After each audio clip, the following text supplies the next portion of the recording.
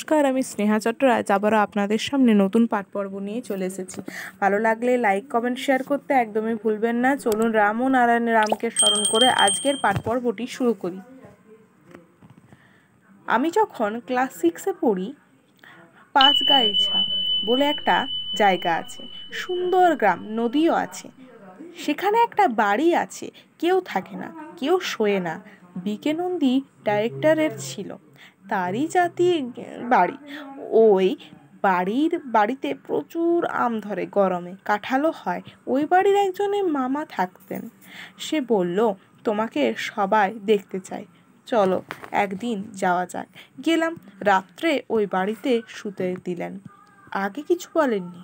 আমার সঙ্গে আছে আমার এক ক্লাস ফ্রেন্ড, সে আমাকে গোসাই বলে।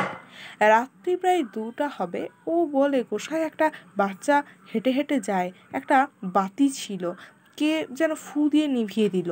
আবার বলে, গোসাই গো, বাচ্চাটা কাঁদে। আমি বলি, বাচ্চাটাকে তার মায়ের কাছে দিয়ে আয়। সে এ ঘর দেখে, সে ও ঘর দেখে, কিন্তু পায় না।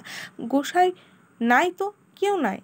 আবার বাতিটা জ্বালাইছে, আবার যেন ফু দিয়ে কেউ বাতিটা নিভাইয়ে দিল। গোসাই, এটা কি হলো বাতাসে? গোসাই গাছের পাতা নড়ে না, ভয় করে। আবার বলে উঠছে, গোসাই গো, এটা আবার এসেছে। আমি বলি, আচ্ছা, তুই আমাকে ধরে বসে থাক। বাইরে থেকে শিকল দিয়ে চলে গেছে। বাড়িতে 40টা কোঠা, অর্থাৎ ঘর।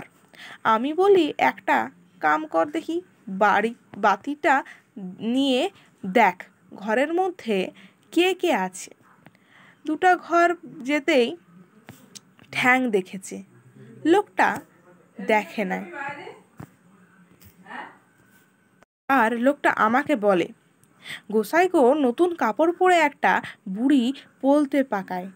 ও তখনও বোঝে নাই ঠ্যাংটা একটু লম্বা। যখন বুঝলো, বলে, গোসাই, ঠ্যাংয়ের কাছে যেন বুড়ি অনেক দূরে আছে। বলি, হ্যাঁ, পাকাতে পাকাতে ঠ্যাং কি লম্বা হয়ে গেছে? ওর অজ্ঞান হয়ে যাওয়ার মতো অবস্থা হয়েছে। আমি বলেছি, দেখ ব্যাপারটা বড় গোলমেলে, দেখ ব্যাপারটা খুব একটা সোজা নয়। ঘরের মধ্যে অনেক রকমের জীবজন্তুর শিং ছিল, শিংগুলি সব ঠকঠক করছে, আরম্ভ করছে। আমি যাই বলি, এগুলো বলতে বলতে আরম্ভ হয়ে গেছে আরও। দেখো, ব্যাপারটা বড় সোজা আমার মনে হচ্ছে না। ও বলে, গোসাই, ঘরের মধ্যে কে যেন কথা বলে। তোমার কথাই তো কেবল বলে, আমার কথা তো কেউ বলে না। ওর অবস্থা সুবিধাজনক নয়।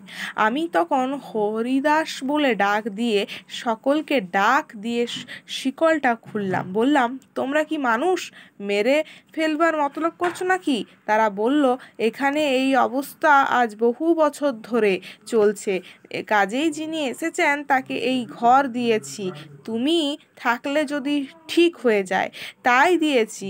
এই বুড়িটাই গরুগুলো মেরেছে, 16 জন ফকির মেরেছে। আমি বলি, আগে বলতে হয় তো। দেখো, সেই ঘরে আমাকে রেখেছে, বোঝো। এ এ তো বেশ জ্বালাঞ্জলির ব্যাপার। কত রকমের অবস্থার মধ্যে পড়তে হয় বুঝতে পারছো আমাকে। এখন কি আছে? বলি, আর নাই। এগুলো এক ধরনের বিদেহী, আর এক ধরনের বিদেহীগু আছে, তারা ঘুরতে থাকে যদি কোনো সিদ্ধ মহানের কৃপা পায়। ধরো, কোনো সিদ্ধ মহান ঠিক করলেন 21 লক্ষ বৎসরের সাধনার ফল 1 মিনিটে দিয়ে দেবেন। তখন তারা বিদেহীরা দেখে, যিনি দেবেন এবং যাদের দেবেন, এই উভয়ের মধ্যে যদি ভুল বোঝাবুঝি বা বাধার সৃষ্টি করতে পারে, তবে ওই সাধনার ফলটা তারা পেয়ে যাবে। এই জন্য তারা আপ্রাণ চেষ্টা করতে থাকেন।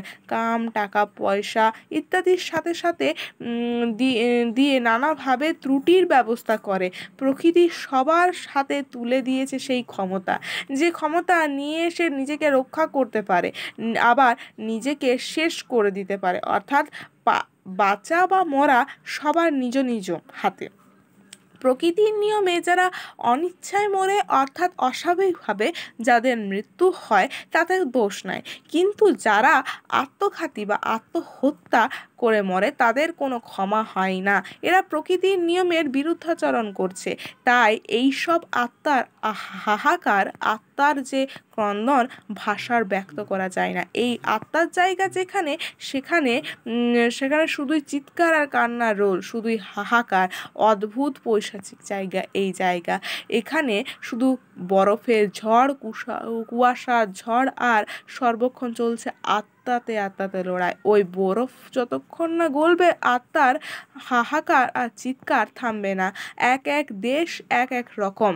পাহাড়ে দূরে গিয়েছিলাম, আমাকে বললে তোমাদের দেশের লোক অসভ্য, তারা প্রকৃতিকে ঢেকে ঢেকে চলে। আমি বললাম ওরাও তো তোমাদের অসভ্য বলে, বব্বর বলে। সেখানে আমি গেলে কাপড় ছেড়েই যায়। সেবার আমার সঙ্গে দুজন ওখানকার ছিল, তারা দ্বিধা করেছে। আমি বললাম সেখানে যেতে হলে কাপড় ছাড়তেই হবে। যাই হোক, তারা তো লজ্জা করে, পাছে পাছে কারো দিকে তাকায় না।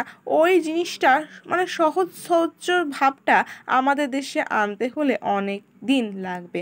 তাদের সভ্যের ডেফিনেশন আর আমাদের অসভ্যের ডেফিনেশন এক। সেখানকার নিয়মে কোনো কাম কাঞ্চনে পাপ নাই, সে যেখানে আছে ঠিক আছে। এখানে আমি জিজ্ঞাসা করি ঝগড়া টগড়া লাগে না? তারা বলে এতে 5জন 6জন চাষ করলে অসুবিধার কি আছে? এটা হচ্ছে ল্যান্ড, ক্ষেত। এখানে সবাই আমরা চাষ করে খাবো। তোমাদের দেশে এরকম নাই? আমি বলি আমাদের দেশে এরকমই আছে। মার দেব, যারা গিয়েছিল তারা তো সবাই বসে আছে, তাদের ফুল দিয়েছে, ফুলটা ধরে নিয়েছে। আমাকে ওরা বলে এই তো বিয়ে হয়ে গেল, এবার আমাকে দাও। আমি বলি তোর তো হয়ে গেছে, বিয়ে হয়ে গেছে। ওরা তো বোঝে না, কাঁদতে আরম্ভ করেছে। তখন তাদের বলি আমাদের দেশে 1000টা ফুলের বাগান দিয়েও বিয়ে হবে না, আমাদের দেশে এভাবে বিয়ে হয় না। কাজেই কান্নাকাটি হয়ে গেল। আজ এ পর্যন্ত। পরবর্তী পাঠ পর্ব খুব শীঘ্রই আসছে। রাম নারায়ণ রাম, রাম নারায়ণ রাম, রাম নারায়ণ রাম।